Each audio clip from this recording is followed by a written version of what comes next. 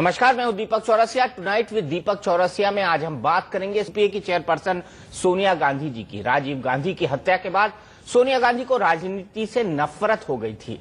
चिढ़ इस कदर थी कि सोनिया ने पहली बार अध्यक्ष बनाए जाने के विचार पर सीधे सीधे कह दिया था कि वो अपने बच्चों को भीख मांगते देख सकती हैं, लेकिन कभी राजनीति में कदम नहीं रखेंगी। मगर आज न सिर्फ 15 साल पहले की सोनिया की राजनीतिक तस्वीर बदली है, बल्कि 1998 से शुरू हुआ सोनिया का राजनीतिक सफर एक अहम मुकाम पर भी आ पहुंचा है। सोनिया कांग्रेस के 125 साल के इतिहास में पहली बार लगातार 15 साल से पार्टी की मुखिया बनी हुई है। इन 15 सालों में सोनिया अपनी राजनीतिक समझ से एक तरफ विरोधियों के हर दांव पेंच का काट भी निकाल रही हैं और तमाम घोटालों और भ्रष्टाचार के आरोपों से घिरी यूपीए सरकार की नैया पार लगाने में भी जुटी है। अब बड़ी बहस में चर्चा इसी बात पर कि आखिर कैसा रहा सोनिया का 15 साल का राजनीतिक सफर।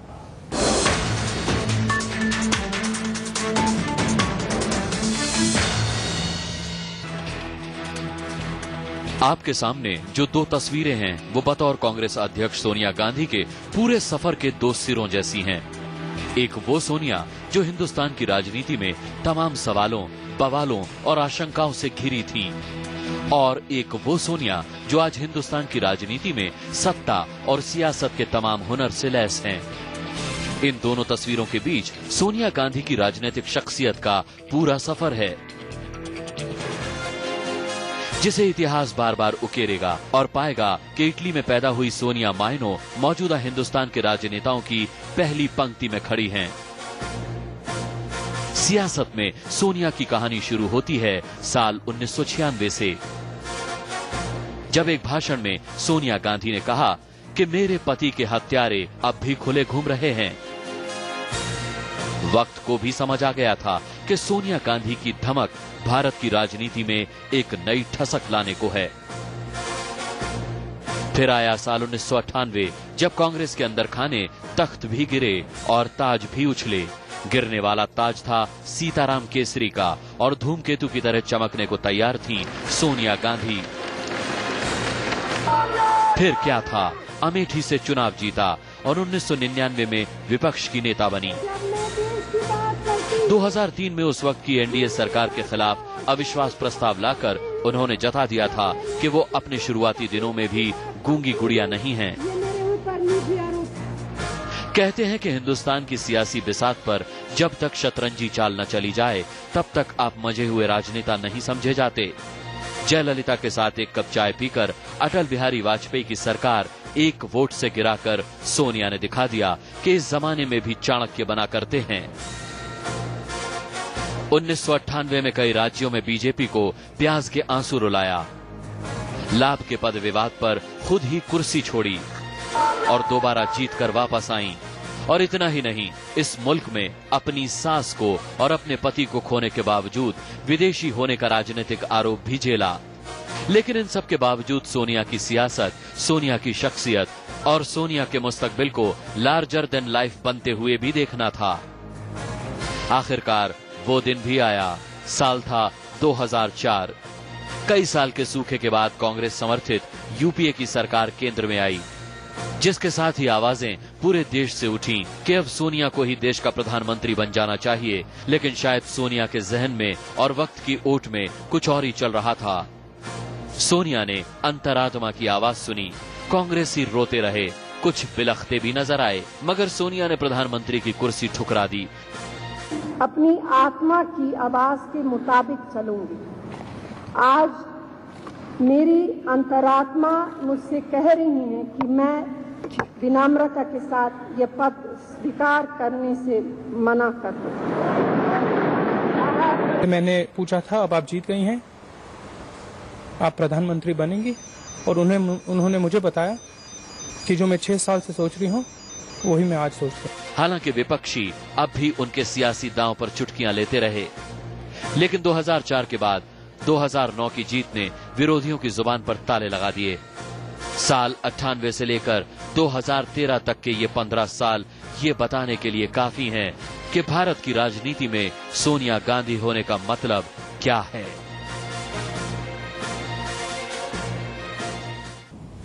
सोनिया गांधी का मतलब भारतीय राजनीति में क्या है? भारतीय राजनीति में ये एक ऐसा नाम है जो विरोधियों के लिए कभी मुसीबत बनकर टूटता है तो सहयोगियों दल के लिए एक बहुत बड़ी आशा के तौर पर भी राजनीतिक विश्लेषक उसको देखते हैं। जब भी यूपीए के अंदर कोई क्राइसिस आता है तो सोनिया गांधी सबसे आखिरी में हस्तक्षेप करती हैं और आखिरी का उनका हस्तक्षेप 100 सुनार की और 1 लोहार की बराबर माना जाता है।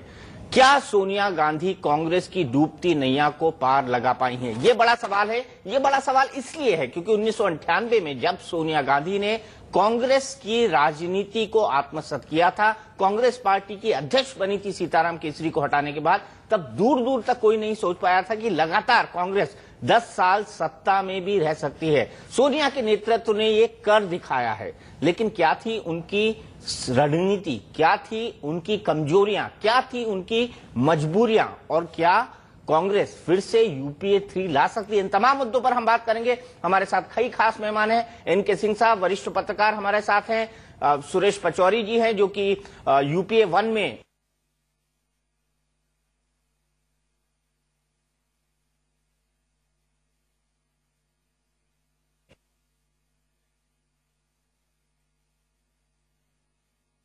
काम करने का मौका मिला था यूपीए चेयरपर्सन के साथ। हमारे साथ दिलीप चेरियन साहब हैं परफेक्ट रिलेशंस के। सबसे पहले पचौरी जी मैं आपसे शुरुआत करना चाहूंगा। 1998 का वो वक्त याद करिए जब मिसेस गांधी ने कमान संभाली थी और आज का वक्त जब 15 साल पूरे हो चुके हैं, लगातार 9 साल से यूपीए 1 और यूपीए 2 सत्ता में है। 1998 में क्या कोई कभी सोच भी सकता था कि इतनी लंबी पारी कांग्रेस पार्टी केंद्र की राजनीति में खेलेगी? देखिए, 14 मार्च 1998 को जब श्रीमती सोनिया गांधी जी कांग्रेस के अध्यक्ष पद पर निर्वाचित हुई थी, तभी से ये एहसास होने लगा था कि कांग्रेस को एक परिपक्व नेतृत्व मिला है, एक ऐसा नेतृत्व मिला है जो निर्विवाद नेतृत्व है और जो सर्वमान्य है। किसी भी राजनीतिक पार्टी के लिए बहुत ज़रूरी होता है कि उसके नेतृत्व पर सवालिया निशान उस राजनीतिक पार्टी में न उठाए जाएं, और ये कांग्रेस पार्टी के लिए बहुत सौभाग्य की बात थी कि 14 मार्च 1998 को श्रीमती सोनिया गांधी जी को अध्यक्ष के रूप में पाकर हमें एक निर्विवाद नेतृत्व मिला, जिनके नेतृत्व में कांग्रेस आगे बढ़ी। जैसा कि इससे पहले बताया गया कि न केवल अनेक राज्यों में उसके बाद हम कांग्रेस की सत्ता आई, बल्कि यूपीए सरकार 2 बार सत्ता में उनके नेतृत्व में आई और उसने देशवासियों की आशाओं और अपेक्षाओं के अनुरूप काम किया। आशाओं और अपेक्षाओं के अनुरूप। एनके सिंह साहब, आपने 1998 का वो दौर भी देखा है और आज 2013 का ये दौर भी आप देख रहे हैं। सबसे महत्वपूर्ण बात ये, क्या कांग्रेस की डूबती नैया पार लगा पाई है सोनिया गांधी जी? जी हाँ, एक बात तो आप देखें कि कांग्रेस का जो कैरेक्टर है इसको गौर करने की जरूरत है। जो पॉलिटिकल साइंस के बेसिक थ्योरी है किसी भी पॉलिटिकल पार्टी के बारे में, ये उसको डिफाई करता है। इसका कैडर स्ट्रक्चर नहीं है। ये एक रिवॉल्यूशन से, एक मूवमेंट से आई हुई पार्टी थी। 1970 में इंदिरा गांधी से पूछा भी गया कि भाई आपकी पार्टी का कैडर नहीं है, तो उन्होंने अपने इंटेलेक्चुअल फ्रेंड से पूछा कि भाई इसका क्या बताया जाए, जवाब क्या होगा? उन्होंने कहा नहीं साहब, this is cadre based mass party. हालांकि ये कुछ होता नहीं है, लेकिन आप देखिए सोनिया गांधी ने जब से लिया उस समय टर्मोइल था। इस पॉलिटिकल पार्टी का कैरेक्टर है कि नेहरू परिवार के साथ ही हमेशा रहता है, वरना ये टूट के विखंडित हो जाएगा। ये देखिए कि 98 में सोनिया गांधी आती हैं और वोट शेयर अगर आप टोटल देखें तो मैं इसी बात को, जो आपकी लॉजिक अभी आपने दी है, उसको हम आगे ले जाए तो 98 से आज तक लगातार 27 से 28% तक इंटैक्ट रहा है बीजेपी का, कांग्रेस का वोट। वहीं बीजेपी का 25% से घट के 18% पे आ गया है। तो एक अकेली नेशनल पार्टी है 2 पार्टीज में से जिसका कि वोट परसेंटेज लगातार 27 से 29% के बीच में हॉवर करता रहा है, घूमता रहा है। इस समय जो पिछला इलेक्शन हुआ था 2009 में, इसका सपोर्ट बेस 28.8% था। तो इस समय 12 करोड़ करीब वोट हैं कांग्रेस के। तो ये सोनिया गांधी का कमाल था कि इस पार्टी का तमाम झंझावात के बावजूद वोट बेस गिरने नहीं दिया। अब जहां तक इस समय की बात है ठीक है, तमाम चार्जेस हैं, लेकिन जो पूरा का पूरा आप अगर फेजेस देखें तो जिस तरह से लेजिस्लेशंस आए हैं, right to education, right to information, ये सारे जो लाई हैं, ये एक अपने आप में महत्वपूर्ण चीज है। और जो सबसे बड़ी चीज सोनिया गांधी की सदारत में हुई, हालांकि उसको लेके मनमोहन सिंह चाहे गवर्नमेंट की नाराजगी भी थी, प्रोटेस्ट भी था, वो था फूड सिक्योरिटी बिल, जो कि सोनिया गांधी का एक बड़ा कंट्रीब्यूशन है। एनएसए में लगातार अगर आप देखें तो नेशनल एडवाइजरी काउंसिल में लगातार उन्होंने ये दबाव डाला कि नहीं, किसी भी कीमत पे हमें फूड सिक्योरिटी बिल लाना है, तो आज वो आ रहा है। तो मेरे ख्याल से जो सपोर्ट बेस है, जो सबसे बड़ा प्लस पॉइंट है सोनिया गांधी का, वो सपोर्ट बेस लगातार इंटैक्ट रहा, जबकि बाकी पार्टीज का नीचे आता रहा। या तो सपोर्ट बेस इंटैक्ट रहा, लेकिन क्या बाकी सहयोगी इंटैक्ट रहे? ये भी बड़ा सवाल उठता है, क्योंकि यूपीए 1 में लेफ्ट साथ में था, यूपीए 2 में लेफ्ट साथ में नहीं है। यूपीए 1 में ही 4 साल बाद जुलाई में, जो 2008 की जुलाई थी, उसी में यूपीए ने परमाणु डील पर सपोर्ट वापस ले लिया था। वासुदेव आचार्य जी हमारे साथ हैं। वासुदेव आचार्य जी, आप जिस आइडियोलॉजी को लेकर गए थे 2004 में यूपीए 1 बनाने की, वो सेक्युलरिज्म की थी कि भाई हमको बीजेपी और सांप्रदायिक शक्तियों से जुड़ी हुई पार्टी को सत्ता से दूर रखना है। लेकिन क्या आपको ऐसा नहीं लगता कि वो आइडियोलॉजी कहीं ना कहीं डिविएट हुई है? आपको ऐसा प्रतीत हुआ क्या? नहीं, जब तक हम लोग समर्थन कर रहे थे, बाहर से समर्थन कर रहे थे, हमने सरकार में शामिल नहीं हुआ। यद्यपि प्रस्ताव आया था कि सरकार में शामिल होने का, हमको 1 दर्जन से ज्यादा हमको मंत्री बनाने का भी प्रस्ताव खुद सोनिया गांधी ने दिए थे, लेकिन हमने इनकार कर दिया। हमने बोला कि हम सरकार को समर्थन करेंगे, लेकिन एक साझा न्यूनतम कार्यक्रम बनाना पड़ेगा। पहली बार एक सरकार का ये कॉमन मिनिमम प्रोग्राम बना, जिस प्रोग्राम में हमने कामयाब हुआ कि हमारे देश के जो मजदूर है, हमारे देश के जो किसान है, हमारे देश के आम जनता है, इनका मुद्दा को हम इसमें जोड़ने का हमने प्रयास किया, उसमें कामयाब हुआ।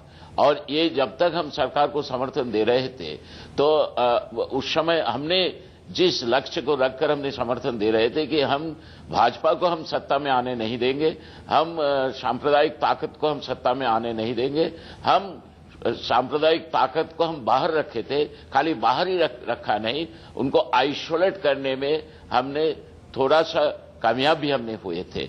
और आप उस समय को अगर देखे होंगे तो आप एक के बाद जो हमने सरकार को कदम उठाना, सरकार को मजबूरी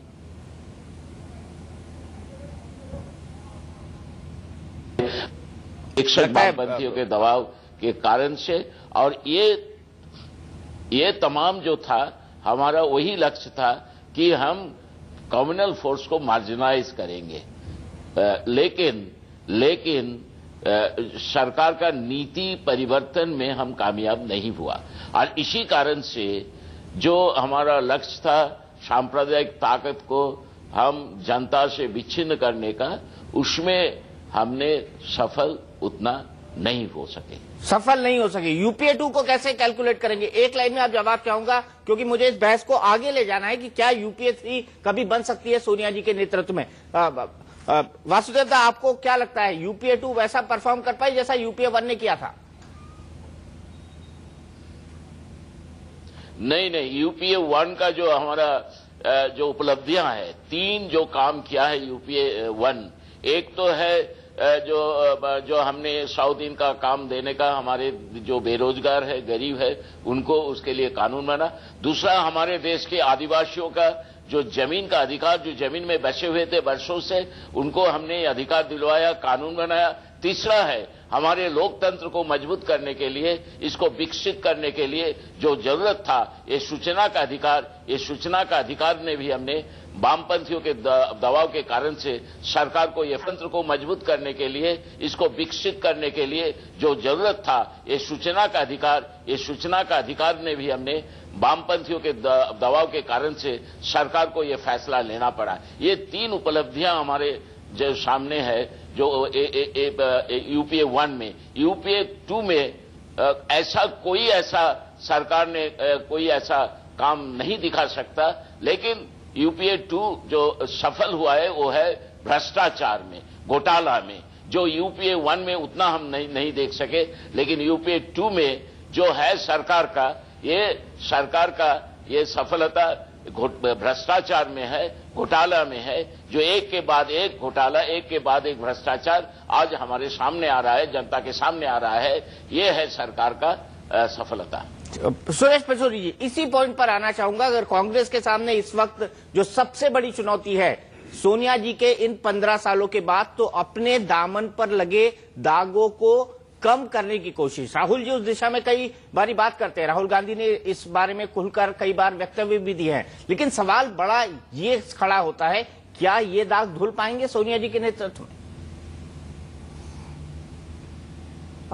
देखिए दीपक जी, पहले तो मैं आपके शब्दों में करेक्शन करना चाहूंगा कि उनके दामन में कोई दाग नहीं लगे हैं, वो बेदाग हैं। सर मैं सरकार की बात कर रहा हूं, मैं उनके नेतृत्व उन पर कोई व्यक्तिगत आरोप नहीं है। जो चुनरिया उन्हें उड़ाई गई थी, मैं वही निवेदन आपके जरिए, आपकी चैनल के जरिए दर्शकों से भी करना चाहूंगा कि ये एक बड़े सौभाग्य और संयोग की बात रही है कि उनको जैसी चदरिया उड़ाई गई थी वो जस की तस साफ सुथरी है, उन पे कोई भ्रष्टाचार का दाग नहीं लगा है और वो सत्ता की चकाचौंध से उन्होंने अपने आप को दूर रखा है। जब आप यूपीए 1 की बात कर रहे हैं और यूपीए 1 की उपलब्धियों की बात कर रहे हैं तो मेरे से ज़्यादा अनुभवी और अच्छे विश्लेषक एनके सिंह जी और दिलीप कैरियन जी बैठे हैं, वो ज़्यादा अच्छे ढंग से करेंगे। लेकिन वनाधिकार कानून जब बना, आरटीआई का बिल जब मैं एमओएस पर्सनल था, मैंने खुद पार्लियामेंट में इसको लेके आया, जिसने भ्रष्टाचार पर अंकुश लगाया।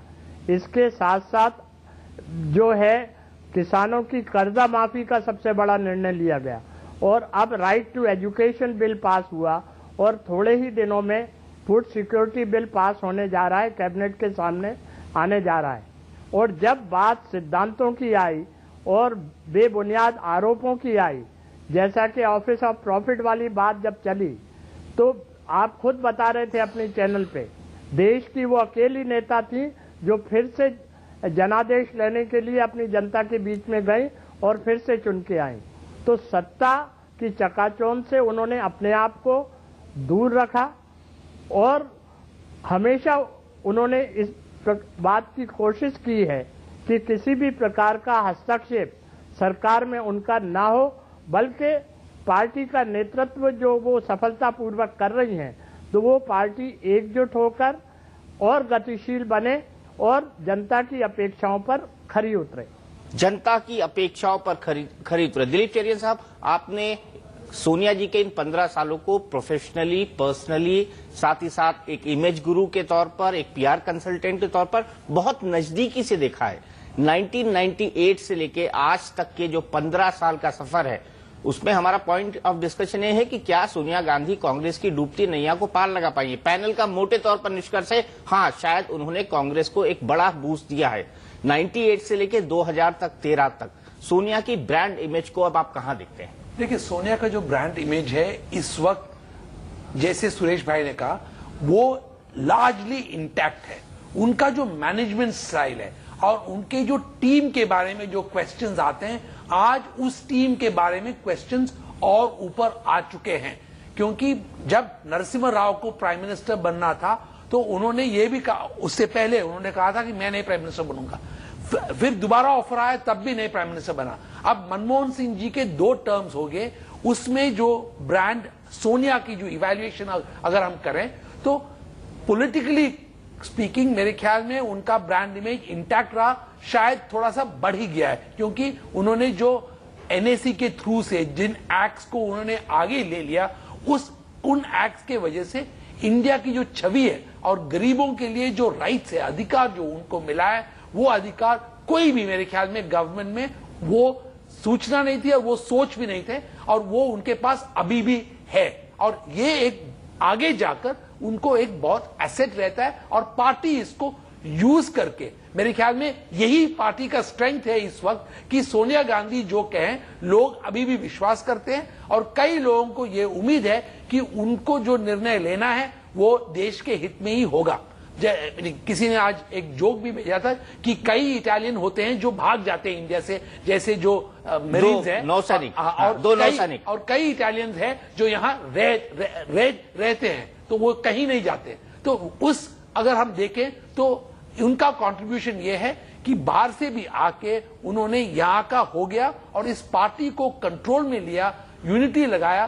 पर आगे जाके नेक्स्ट लीडरशिप उनका क्या ओरिएंटेशन होगा, उसी पे ब्रांड इमेज सोनिया का प्रभाव होगा, क्योंकि उस अभी का जो इमेज है उसके इंपैक्ट से ही वो चूज कर सकता है कि अगर यूपीए 3 बना, जैसे आपने सवाल पूछा, अगर यूपीए 3 बना, इस छवि के वजह से ही उनको ये अथॉरिटी मिलेगा कि ये बन सकता है प्राइम मिनिस्टर, जो भी वो निर्णय ले, ये बन सकता है प्राइम मिनिस्टर जो भी वो निर्णय ले। क्योंकि राहुल गांधी खुद कह रहे हैं, हम आएंगे इस मुद्दे पर, क्योंकि अब एक सक्सेशन देखने को हमको कांग्रेस में मिल गया है। जयपुर में जिस तरह से राहुल गांधी को पार्टी का उपाध्यक्ष बनाया गया, उसके बाद लगभग ये तय है कि राहुल गांधी नंबर 2 है, आफ्टर मिसेस गांधी वो कांग्रेस को लीड करेंगे। एक बड़ा साफ साफ संकेत जयपुर के अंदर मिल गया है। तो इस जनरेशनल चेंज पर बात करेंगे, लेकिन अभिनीदा हमारे साथ जुड़े हुए हैं। अभिनीदा, ये कोई करिश्मा है सोनिया गांधी का, या फिर जो राजनीतिक हालात बने उसके चलते ये सब होता चला गया, और खासकर विपक्ष की ये कमजोरी रही कि वो पिछले 9 सालों से बेहद कमजोर है? जहां तक ये बात है, ये करिश्मा वाली बात नहीं है कि ऐसी करिश्मा राजनीति में नहीं चलती है। चंद दिनों के लिए कुछ होता है, लेकिन ऐसा नहीं है। जिस ढंग से उन्होंने अध्यक्ष बनी, ये भी कांग्रेस में यह चलता है किस ढंग से किसको हटा के कैसे बन सकती है, बनी है, अच्छी बात है, चला रहे हैं। कोई भी नेता बन जाए पार्टी के, उन्हीं नेता बनने के लिए ही राजनीति में सत्ता दाखिल करने में उतना आसान नहीं है भारतीय संविधान में। अब हालत ऐसा है, राजनीतिक हालत ऐसा है कि यहाँ पर बाकी 2 नेशनल पार्टी 2 है, कांग्रेस या बीजेपी, बाकी जो है सब क्षेत्रीय दल है। ये क्षेत्रीय दल कब किसको कैसे समर्थन करेगी, ये उनके ऊपर निर्भर करती है, और सरकार उसी के आधार पर बनती है। तो इसमें उनकी नेतृत्व की जो बात चल रही है, ये मैं नहीं मानता हूं कि उनकी नेतृत्व की वजह से ऐसा हुआ। जैसे वासुदेव आचार्य ने कहा कि हम इसको अलग रखना चाहते थे, इसीलिए हमने उसको सपोर्ट किया। किसी दूसरे क्षेत्रीय पार्टी ने भी ऐसा इसी तरह से इनको किया है, और ऐसा चलते चलते उन्होंने नेता बनी।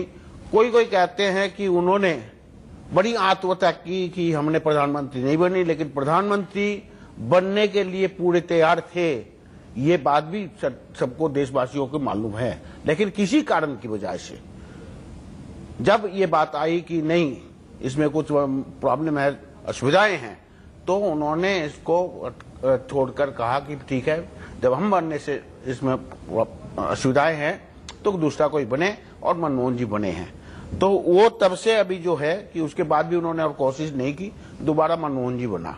अब मनमोहन जी के बाद खानदान के जो है, या राहुल जी आए या जीत के आए, कैसे आएंगे, बनेंगे, बन सकते हैं, वो अलग चीज है।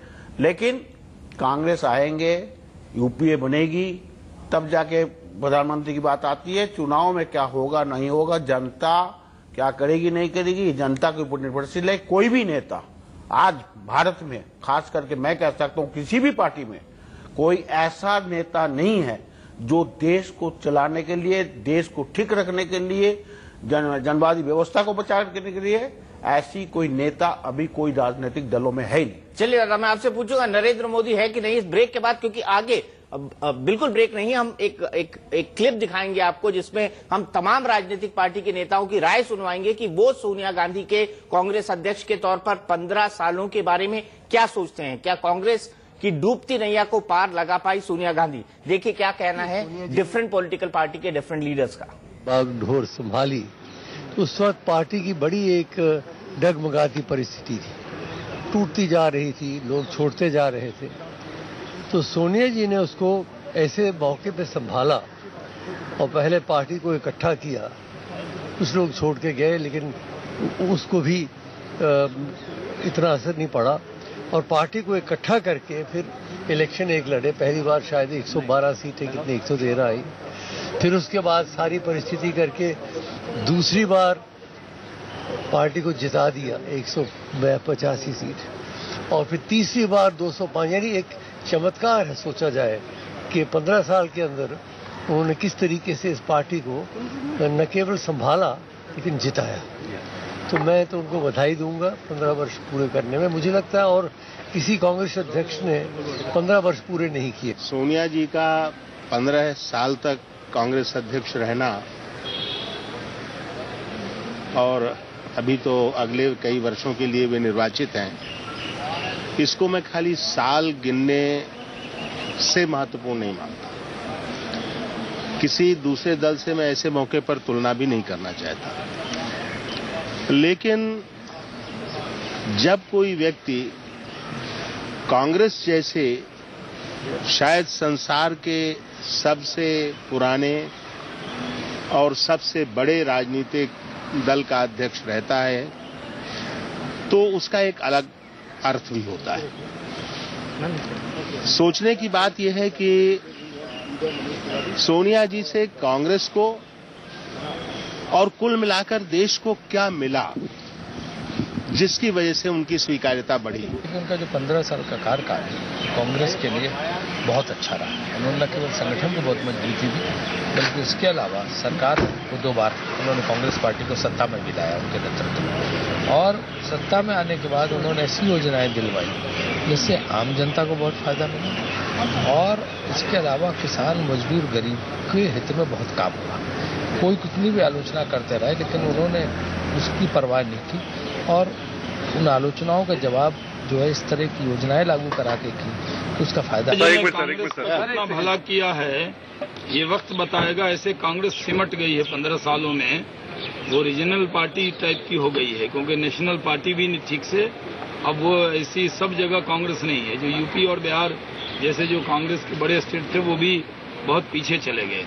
तो लेकिन देश का कोई ज्यादा भला उनकी पार्टी नहीं कर पाई है, ये जरूर है। 15 साल में लीडरशिप कोई उभर नहीं पाई। अगस्ता डील में FIR हुई है। इसमें सरकार सिर्फ खाना पूर्ति नहीं करे बल्कि तथ्य तक पहुंचने की जरूरत है। भारतीय जनता पार्टी इस मुद्दे को जोर से उठाएगी। कोल पर जिस तरह से देश सुप्रीम कोर्ट में CBI ने जो बातें कही हैं वो हमारी बातें प्रमाणित हुई है कि कोल में स्कैम हुआ है, घोटाला हुआ है।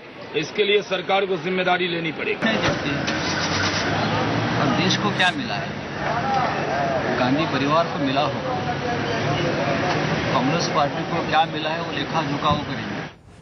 तो कांग्रेस पार्टी के नेता तारीफ करते हुए और विपक्ष हमला करता हुआ, जो विपक्ष की परंपरा रहती है। हमारे साथ बीजेपी की तरफ से अब कीर्ति आजाद जी भी जुड़ गए हैं। लेकिन एक सवाल मेरा सुरेश पचौरी जी से। पचौरी जी, अगर हम एक फॉरवर्ड लुकिंग अप्रोच के साथ देखें तो एक मजबूत संगठन राहुल गांधी को विरासत में मिला है। अभी तक उन्होंने अपने आप को यूथ कांग्रेस के अंदर, NSUI के अंदर पूरी तरह से केंद्रित करके रखा था, लेकिन अब एक नई जिम्मेदारी के साथ वो पिछले 2 महीने से पार्टी के अंदर अपने ढंग से अपना काम करने की कोशिश कर रहे हैं। क्या वो अपनी मां के पदचिन्हों में पर चल पाएंगे? क्योंकि राहुल गांधी के जितने प्रयोग अभी तक हुए हैं, चाहे वो बिहार हो, चाहे वो उत्तर प्रदेश हो, चाहे वो NSUI और यूथ कांग्रेस के चुनाव हो, वो कांग्रेस वर्कर्स को और कांग्रेस पार्टी के नेताओं को ऐसा महसूस होता है कहीं ना कहीं कि वो पूरी तरह सफल नहीं हुए हैं। यूपी का परिणाम तो आप सब जानते हैं। तो क्या अपनी मां की पद चिन्हों पर चल पाएंगे राहुल गांधी? देखिए, जहां तक राहुल गांधी जी का प्रश्न है, उनको जो कार्यभार कांग्रेस में मिला था वो युवक कांग्रेस और NSUI का मिला हुआ था और उसमें उन्होंने लोकतांत्रिक प्रक्रिया को अपनाया, चुनाव कराए और युवक कांग्रेस और NSUI को काफ़ी एक्टिवेट किया है। अब उन्हें कांग्रेस की जिम्मेदारी उपाध्यक्ष पद के रूप में मिली है और उसको जिस ढंग से सारे कांग्रेस के लोगों ने स्वीकार किया है, तो मैं एक दावे के साथ ये कह सकता हूं कि निश्चित रूप से उससे कांग्रेस को मजबूती मिलेगी और उनके उपाध्यक्ष के कार्यकाल में कांग्रेस आगे बढ़ेगी। राहुल गांधी क्या अपनी मां की पद चिन्हों पर चल पाएंगे? कीर्ति जी, ये मेरा सवाल है। पहला तो ये, उससे कांग्रेस को मजबूती मिलेगी और उनके उपाध्यक्ष के कार्यकाल में कांग्रेस आगे बढ़ेगी। राहुल गांधी क्या अपनी मां की पद चिन्हों पर चल पाएंगे? कीर्ति जी, ये मेरा सवाल है। पहला तो ये कि जब से 1998 के बाद से जो अगला चुनाव हुआ था वो 1999 का था। बीजेपी की सीटें 99 में थोड़ी बढ़ी, कारगिल वार का बहुत ज्यादा इफेक्ट था 1999 के अंदर, और 1999 में वाजपेयी जी ने सरकार भी बनाई, लेकिन 2004 में 1% सीट कम हो, 1% उनका वोट कम हुआ था बीजेपी का, लेकिन 2004 में वोट परसेंटेज और कम हो गया, और 2009 तक आते आते वो वोट परसेंटेज और कम हो गया। 2004 में तो 22% था और ये 18% पे आ गया घट के, बीजेपी का 22% से 18% पे, और कांग्रेस का 28% पे चला गया। तो आपको नहीं लगता कीर्ति आजाद जी कि कहीं ना कहीं बीजेपी जैसी राष्ट्रीय पार्टी को यह आत्मचिंतन की जरूरत है कि सोनिया गांधी के चलते कांग्रेस का जनाधार बढ़ता रहा और बीजेपी का सिकुड़ता रहा? देखिए, हार जीत में खिलाड़ी आदमी हूं, और जब राजनीति में इंसान होता है, मैं सदैव ये विश्वास करता हूं कि जब तक आप मैदान जंग में जाएंगे नहीं, और जो आदमी हारने से डरता है वो कभी जीत नहीं सकता है, इसमें कोई दो राय नहीं। उनको बहुत बहुत बधाई, 15 वर्ष उन्होंने पूरे किए कांग्रेस अध्यक्ष के रूप में। आगे राहुल गांधी जी करेंगे, अब उन्होंने कहा है कि वो शादी नहीं करेंगे, तो मुझे मालूम नहीं कौन उसके बाद कांग्रेस संभालेगा, लेकिन इसके लिए गहन चिंतन करना पड़ेगा कांग्रेस को और पचौरी जी को। दूसरी बात, आप यह भी भूल रहे हैं कि 2004 से वह इस सरकार की चेयरपर्सन भी हैं यूपीए की, और बहुत चतुराई से, इनकी चतुराई को मैं मानता हूं, और जो भी इनके एडवाइजर रहे होंगे, जब कभी कुछ गलत सरकार द्वारा होता है तो वह यूपीए की गलतियां हो जाती हैं, लेकिन जब कभी भी कोई चीज अच्छी होती है तो वह कांग्रेस द्वारा की जाती है। आप अगर 2004 से देखें, जो इनको विरासत में अटल बिहारी वाजपेयी जी के समय मिला था, वह 8.4 का जीडीपी मिला था। आज आप जानते हैं किस परिस्थिति में हिंदुस्तान जा रहा है।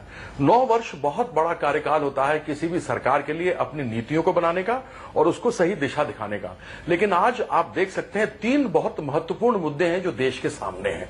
आपने मेरी वोट की कमी कही, तो हाँ, आत्मचिंतन हम अवश्य करेंगे और एक बलशाली बनकर सामने आएंगे, क्योंकि हारने के बाद इंसान उसका आत्मचिंतन करता है और आत्मचिंतन करने के बाद वह सामने आता है। कांग्रेस ने 55 वर्ष इस देश के ऊपर राज किया है। आज 3 चीजें महत्वपूर्ण है जो हमें देश को खाई जा रही है। एक है महंगाई, महंगाई भी किसके लिए? जिसको ये 26 रुपए कमाता हो जो रोज का, उसको गरीब नहीं मानते, और दूसरा शहर में जो 32 रुपए से ऊपर रहता है, कमाता है, उसको गरीब नहीं मानते।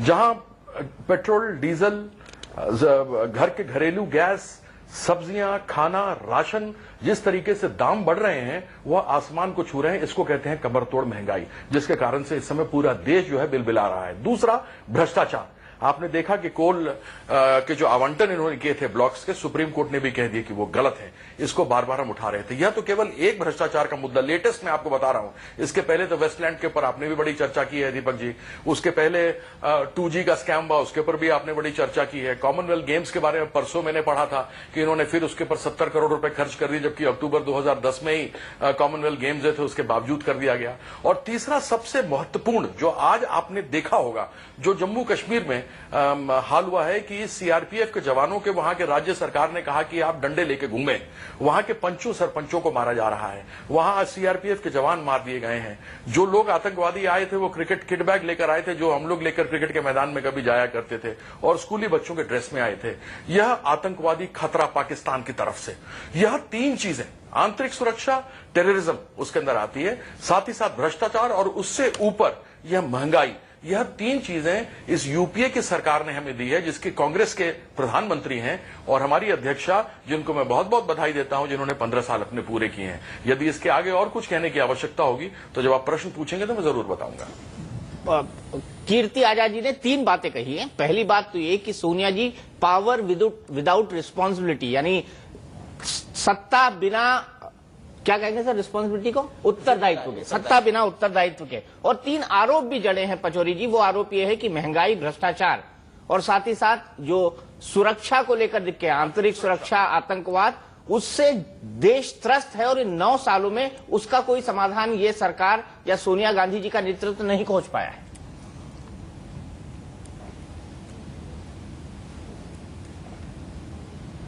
देखिए दीपक जी, मैं विषयांतर नहीं होना चाहता हूं। आज की चर्चा का विषय है सोनिया जी के जो 14 मार्च 1998 में कांग्रेस अध्यक्ष के रूप में जिम्मेदारी संभाली थी, उसका हम विश्लेषण किस रूप में कर रहे हैं। आज का विषय सरकारी कामकाज के विश्लेषण का नहीं है, लेकिन फिर भी कीर्ति भाई का मैं बहुत सम्मान करता हूं मैं उनको याद दिलाना मैं भी चाहता आपका हूँ करता हूँ, आप तो मेरे भाई हैं। आतंकवादियों मेरे पिताजी तो आपको अपने पुत्र की तरह मानते थे। कांदाहार छोड़ने के लिए तो मैं फिर बोफर्स पे जाता हूँ, एंडरसन के पास जाता हूँ, यूनियन कार्बाइड आपके भोपाल के ही थे, मैं किम डेवी पे जाता हूँ जिसने कि पुरनिया में आर्म्स ड्रॉप किया था। फिर मैं आप मुझे बताइए, मैं गड़े मर्दे उखाड़ना शुरू करता हूँ। गड़े मर्दे उखाड़ने, मैं तो अभी की परिस्थिति में सुरेश भाई, पचौरी भाई, आपसे कर रहा हूँ कि यह 3 चीजों से हमारी अध्यक्ष कांग्रेस की रही हैं, यूपीए के चेयरमैन हैं। मैं अभी की बात कर रहा हूँ। अगर आप चाहते हैं तो मैं एंडरसन पर भी चले जाता हूँ, यूनियन कार्बाइड वाले आदमी को। आपके मध्य प्रदेश के उस समय अर्जुन सिंह जी थे, स्वर्गीय अर्जुन सिंह जी, जो उनको घर छोड़कर आए थे। तो ये सब बातें न करिए कृपया, गड़े मुर्दे ना उखाड़े, जो परिस्थिति अभी की है उसके बारे में बात कीजिए तो ज्यादा अच्छा लगता है।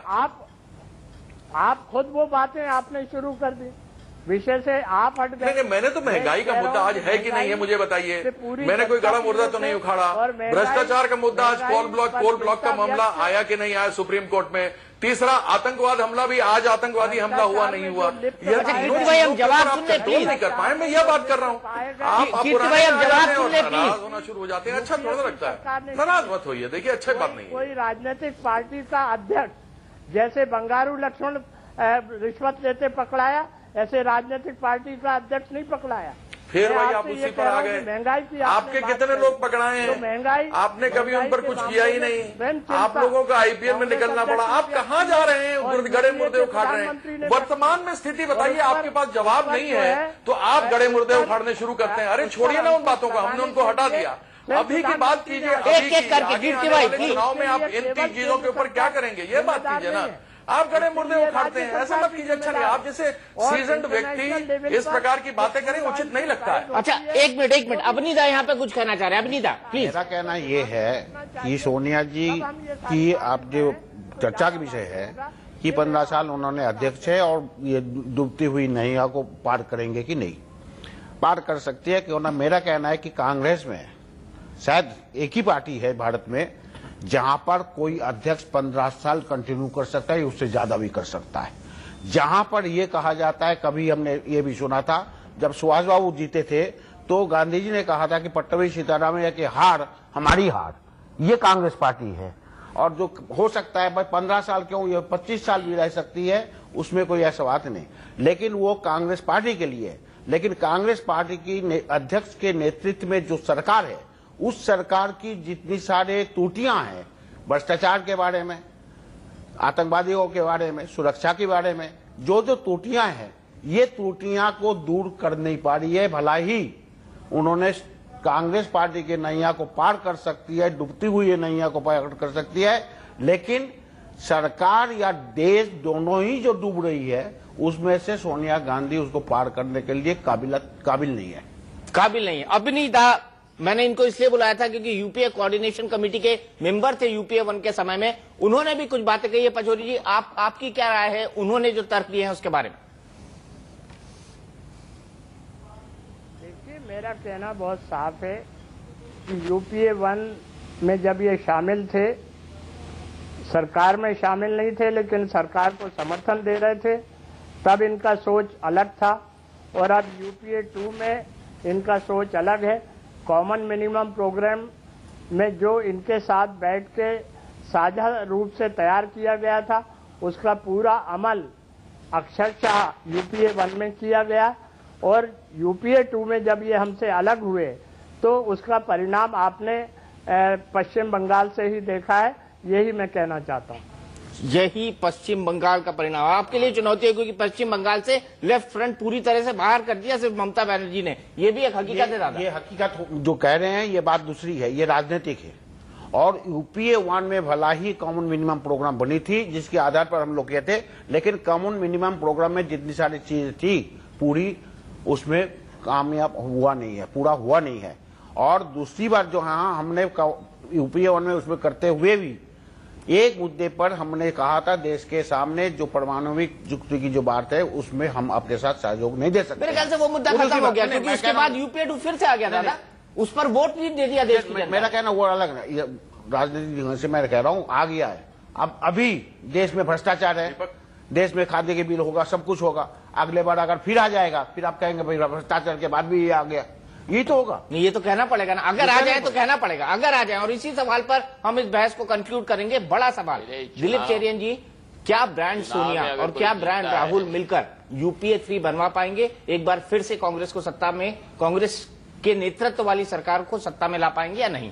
देखिए, ब्रांड सोनिया और ब्रांड राहुल का इतना ही महत्वपूर्ण काम है आगे जाके। अगर यूपीए 3 करना है तो उनको बाकी पार्टियों को, बाकी दलों को ये आश्वासन देना है कि हमारा जो कार्यक्रम है, हम जो अगर मिनिमम प्रोग्राम हो या ना हो, आगे जाके हम ऐसी चीजें करेंगे जो देश को आगे ले जाएंगे। राहुल गांधी ने जो अपने ब्रांड के बारे में जो कहा है कि मैं शादी नहीं करूंगा, उससे ये भी तय हो रहा है कि ये जो फैमिली है उनका भी एक देश के लिए शायद उनके मन में है कि एक सक्सेशन प्रोग्राम होना चाहिए पार्टी को भी, और इसीलिए पार्टी का रीऑर्गेनाइजेशन कर रहे हैं। तो ये इंटरनल बात हुई। एक्सटर्नल बात में अगर ब्रांड राहुल और सोनिया ब्रांड मोदी को अपना टक्कर लगाना है तो उनको ये ब्रांड इस वक्त का ब्रांड से नहीं चलेगा, इसको बहुत सारा इंप्रूव करना पड़ेगा और इस यहां का जो अचीवमेंट्स है उनको ठीक तरह से कम्युनिकेट करना पड़ेगा। ये तीनों चीज मेरे ख्याल में इस वक्त नहीं हो रहा है। और दीपक, इस वक्त नहीं हो रहा है सर, करना चाहेंगे। पहली बार हुआ है कि देश में कलेक्टिव कॉन्शियसनेस करप्शन के खिलाफ जबरदस्त हुआ है और करप्शन का एक बहुत बड़ा स्टिग्मा इस गवर्नमेंट पे रहा है, ये भी दो राय नहीं है। तो इससे निकल के आप खाद्यान्न दे के जनता को कितना खुश कर पाएंगे और अपनी तरफ मोड़ पाएंगे, ये मेरे ख्याल से देखने की चीज है। कोएलिशन के बिना चल नहीं सकता, लिहाजा कोएलिशन का कंपोजिशन क्या होगा ये बहुत मैटर करेगा। नेक्स्ट इलेक्शन में वैतरणी कैसे पार करेगी कांग्रेस, इसके लिए कोएलिशन कंपोजिशन। और दूसरा ये कि जो डायरेक्ट डिलीवरी मोड में आप आए हैं, खाद्यान्न बांटना 2 रुपए में शुरू करने जा रहे हैं, वो कितना इफेक्टिवली आप कर लेते हैं, इस पे बहुत कुछ डिपेंड करेगा। और करप्शन ना हो ये शर्त होगी, क्योंकि अभी तक करप्शन में बुरी तरह से सरकार की इमेज खराब हुई है। तो 2 मेन बातें, करप्शन पे सरकार की इमेज और डिलीवरी सिस्टम सरकार का क्या रहता है, और ब्रांड इमेज और ब्रांड सोनिया उससे किस तरीके से आगे बढ़ते हैं। वासुदेव आचार्य जी, ममता बनर्जी से नाता टूट चुका है, बड़ी बिटर है ममता बनर्जी और कांग्रेस की रिलेशनशिप। आप कोई ऐसा फोर्स ही करते हैं कि ब्रांड सोनिया और ब्रांड राहुल को मिलाकर जब ब्रांड मोदी से टक्कर होगी तो सीपीआईएम एक बार फिर कांग्रेस के साथ खड़ी दिखाई देगी, क्योंकि आपको तो सांप्रदायिक ताकतों को रोकना है?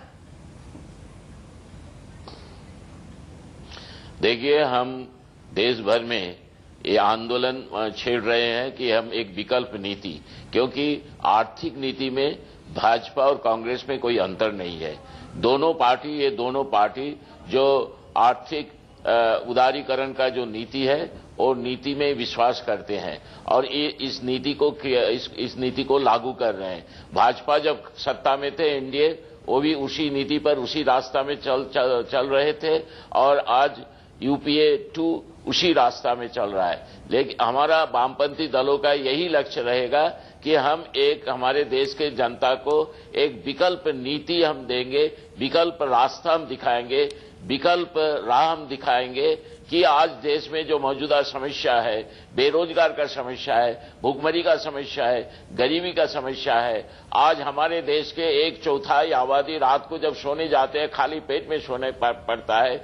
आज हमारे कुपोषण का जो समस्या है हमारे देश में, भ्रष्टाचार को जो समस्या है, ये सब समस्या एक ही नीति के कारण से हो रहा है। ये है नया आर्थिक उदार नीति। इसके विकल्प नीति हम देश के जनता मतलब तीसरा मोर्चा फिर से जिंदा करने की, इस चुनाव में हम मुर्दे में जान फूंकने की कोशिश कर रहे हैं आप?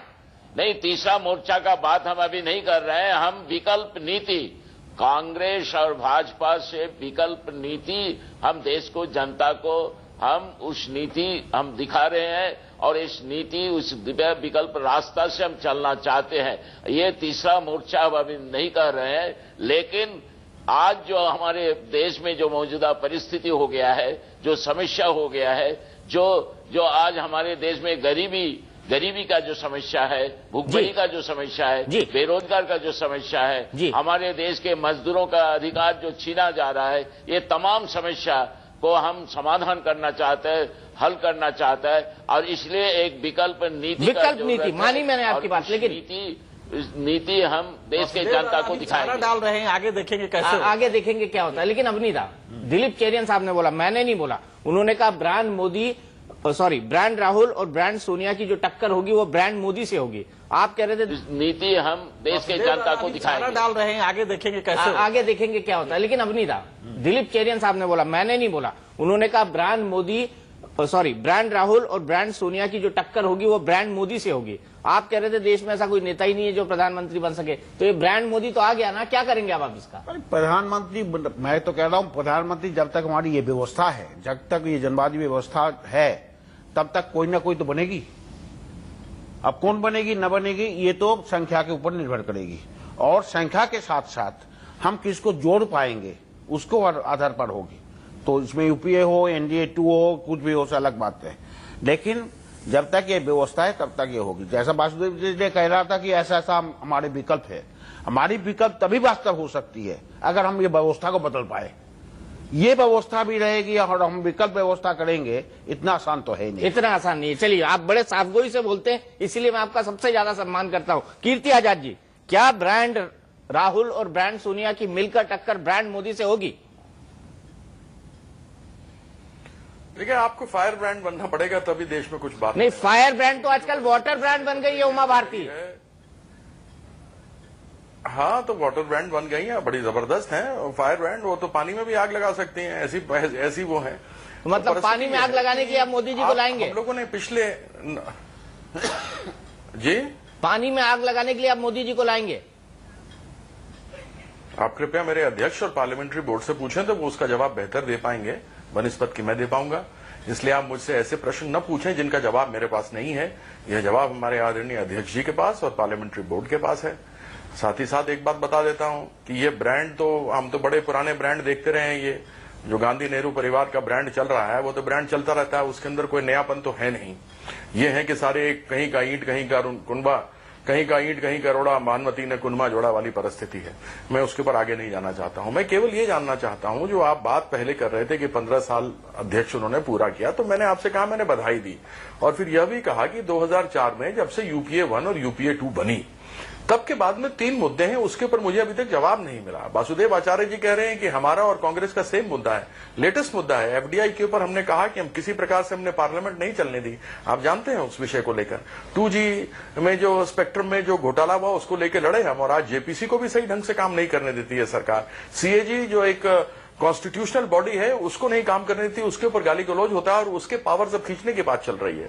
तो यदि हम इन 15 साल के कार्यकाल को आदरणीय सोनिया जी को देखें और उसके बाद यूपीए चेयरपर्सन की 2004 से देखें तो मेरे 3 मुद्दों पर अभी जवाब नहीं मिला। बाकी लोग न जाने कहां से कहां डिबेट को ले गए हैं। आपने जिस विषय पर मुझे बुलाया है मैं उसी विषय पर अभी तक बना हुआ हूं। सरकारें जो आज की हैं, चला रही हैं, जिनके पास इतना लंबा अवसर था, जो चेयरमैन है कांग्रेस की, उन्होंने ही प्रधानमंत्री बनाया मनमोहन सिंह जी को अपने आप को छोड़कर। उन्होंने कहा त्याग दिया प्रधानमंत्री का पोस्ट। अगर वो बनती कैसे चला पाती वह बाद की बात है, क्योंकि शुरू में हमने राजीव जी को देखा था उन्होंने कैसे चलाया था। वह एक बात रही। दूसरी बात रही कि यूपीए के चेयरपर्सन भी हैं और यूपीए ने क्या ऐसी चीजें बनाई कि महंगाई से निजात अपने देश में 80 करोड़ जनता जो रहती है, जो पॉवर्टी लाइन के नीचे है, गरीबी रेखा के नीचे, उसके बारे में क्या किया। दिन भर दिन खाली भ्रष्टाचार बढ़ा, खाली महंगाई बढ़ी, दिन भर दिन। आज भी जैसे आतंकवादी कोई ऑप्शन नहीं है, कोई जवाब नहीं है, लेकिन ये बताइए कि जनता आपके प्रति मुतासिर हो, दुनिया की तरफ जाए, इसके क्या कारण हो सकते के रूप में हम सामने आए हैं, उसके बारे में तो कुछ बताएंगे ना हमें। हम 15 साल के बहुत अच्छा है, बम पटाखे ले जाएं और 24 अकबर रोड के बाहर बजाएं, हमें उसके लिए कोई आपत्ति नहीं। ये 15 साल नहीं 150 साल तक बने रहे, बड़ी प्रसन्नता की बात है। लेकिन यह तो बताएं कि पिछले 15 सालों की अचीवमेंट क्या है। चलिए, यह तो कम से कम सामने लेकर आएंगे ना। पचौरी जी, आपके कंक्लूडिंग के बाद 2 मिनट बचे, मुझे शो खत्म करना। तो बताएंगे ना, हम उस चीज के ऊपर चर्चा कर रहे हैं ना दीपक जी। उसके अलावा मैं क्या पूछ रहा हूं? मैं तो आराम से ऐसे हाफ लॉलीपॉप फेंक रहा हूं कि आप छक्का मारो मेरे पर, लेकिन आप छक्का मार ही नहीं पा रहे हो महंगाई पर, ना भ्रष्टाचार पे मार पा रहे हो और न ही आतंकी घटनाओं पे मार सक रहे हो। भैया कुछ तो करो, दिखाओ तो सही। इस जनता का विश्वास जीता है आपने। आप कहते हो कि हमने आजादी दिलाई। कांग्रेस में बहुत सारे उससे जमी लोग थे, उसमें केवल कांग्रेस नहीं था। महात्मा गांधी ने कहा था खत्म कर दो इस कांग्रेस को, लेकिन आप उस कांग्रेस को लेकर आगे बढ़ाते चले गए और आप उसको बदनाम करके सड़कों पर घुमा रहे हैं। कितनी शर्म की बात है। पचौरी जी, कंक्लूडिंग रिमार्क आपकी तरफ से। देखिए, मैं तो ये कहना चाहता हूं कि हमारे देश की लोकतांत्रिक व्यवस्था की ये विशेषता है कि चुनाव के वक्त लोग उपलब्धियों को देखकर विश्वास प्रकट करते हैं और जनादेश देते हैं। और देश की महान जनता ने जनादेश दोबारा यूपीए के पक्ष में दिया है, तो कुछ तो उसका आधार होगा, कुछ तो विश्वास यूपीए की चेयरपर्सन पर और यूपीए की सरकार पर किया होगा। और रही बात महंगाई की, तो महंगाई के प्रति स्वयं चिंता प्रधानमंत्री जी ने और यूपीए की चेयरपर्सन ने व्यक्त की है। और जो बाकी चीजें हैं उसके बारे में सख्त से सख्त कदम वैधानिक स्तर पर समय रहते उठाया जा रहा है। किसी भी प्रकार की कोताही नहीं बरती जा रही है कि सवालिया निशान किसी पर भी उठाया जा सके। चलिए, मैं वादा करता हूं कीर्ति भाई कि मैं एक बार फिर इस बहस के साथ आऊंगा, क्योंकि मैं चाहता था आप 8 से 9 जुड़े, आप 8:30 से जुड़े हैं। सो मुझे कंक्लूड करना है, मेरा अगले बुलेटिन का टाइम हो रहा है। कीर्ति भाई, कोई रिलेशन नहीं रखेंगे, प्रधानमंत्री बोलते हैं और वहीं दूसरी ओर हमारे विदेश मंत्री हाथ जोड़ करके उनको बुलाते हैं। रहमान मलिक इंटीरियर मिनिस्टर आते हैं, कुछ से कुछ अनाप शनाप बोल जाते हैं। आप लोग जाकर, दीपक, आप और आपका चैनल जाकर पूछता है सौरभ कालिया के बारे में क्या बात है। कीर्ति भाई, अब हम बहस को किसी और तरफ ले जा रहे हैं। मैं आपसे माफी चाहूंगा, वक्त कम है, मैं फिर से इस बहस को आगे बढ़ाऊंगा। निसंदेह इन तमाम 3 मुद्दों पर भी हम बात करेंगे, लेकिन आज का जो मुख्य मुद्दा था वो ये था कि क्या कांग्रेस की डूबती नैया को सोनिया गांधी पार लगा पाई हैं? जवाब हाँ है, लेकिन बड़ा सवाल अब वाकई में खड़ा हो गया है कि राहुल गांधी के उनके उत्तराधिकारी बनने के बाद क्या दोनों मिलकर इस कांग्रेस की डूबती नैया को इसी तरह पार लगाते रहेंगे? क्योंकि कई बड़े मुद्दे अभी भी सरकार के सामने, पार्टी के सामने विश्वसनीयता का संकट खड़े किए हुए हैं। हमारे इस खास कार्यक्रम में आज इतना ही। इंडिया न्यूज पर खबरों का सिलसिला लगातार जारी है।